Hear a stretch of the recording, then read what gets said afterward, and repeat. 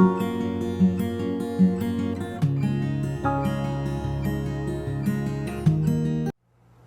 guys! Welcome back to my channel. So today mag-unbox tayo nitong LeBron James Funko Pop from Bully Boy Collectibles. So gift lang to sa akin guys, pero chinek ko sa site nila, this is 650 pesos. Ayan siya guys.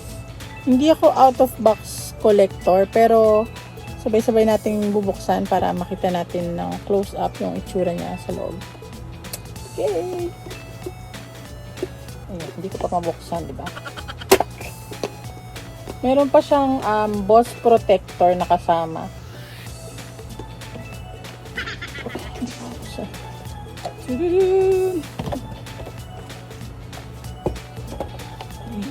Guys, this is number 66 from the Funko Pop NBA Lakers collection.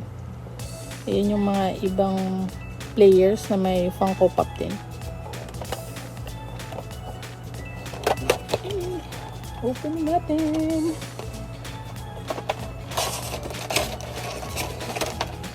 Guys. Ay. Ayan siya. Close up. Nahawak siyang bola sa kanyang Lakers uniform number 23.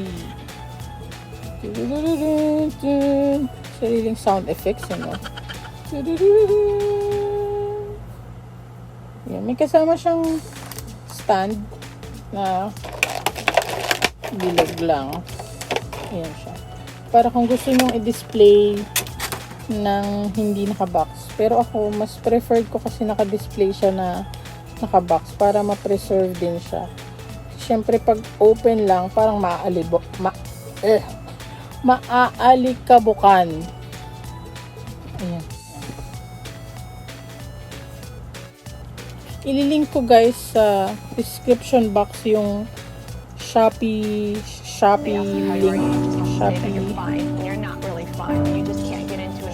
store ng Bully Boy Collectibles. Lagi ako nag-order sa kanila kasi lagi silang nagsisale pag mga 8899.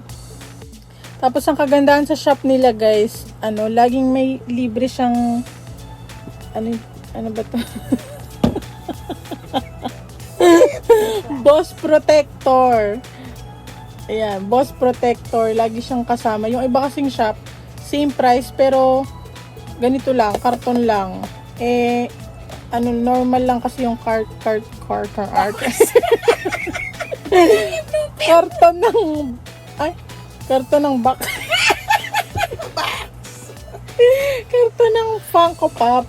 So, lalo na yung mga collectors talaga, bumibili talaga sila nitong boss protector. So, advantage yun sa Bully Boy Collectibles. Bacana man, Bully Boy.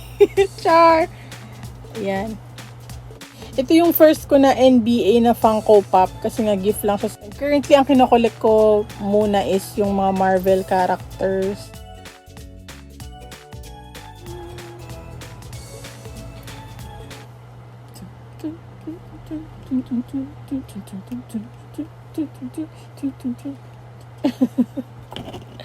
Please like and subscribe to my channel. Bye!